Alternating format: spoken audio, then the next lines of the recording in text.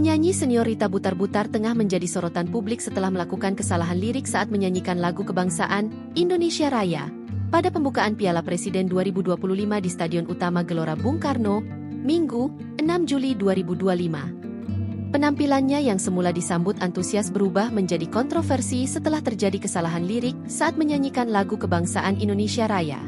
Alih-alih menyanyikan bait kedua dengan lirik, "Marilah kita berseru, Indonesia bersatu," Rita keliru melafalkan Indonesia Merdeka, yang langsung memicu reaksi beragam dari publik dan warganet.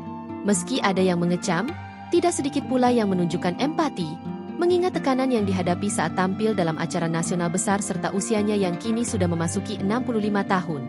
Di balik kontroversi tersebut, banyak yang kembali mengapresiasi kiprah panjang Rita Butar-Butar di dunia musik tanah air. Sosok kelahiran Pematang Siantar, Sumatera Utara, 11 Mei 1960 ini dikenal sebagai salah satu penyanyi wanita Indonesia paling menonjol di era 1980-an. Dikenal sejak era 1980-an, Rita mencuri perhatian lewat lagu "Seandainya Aku Punya Sayap" karya Rinto Harahap. Lagu ini menjadi salah satu hit terbesar dalam karirnya dan masih dikenang hingga kini. Popularitasnya bahkan membuat lagu tersebut direkam ulang oleh grup musik Geisha beberapa tahun lalu. Selain lagu tersebut, Rita juga memiliki sejumlah karya lain yang tak kalah populer.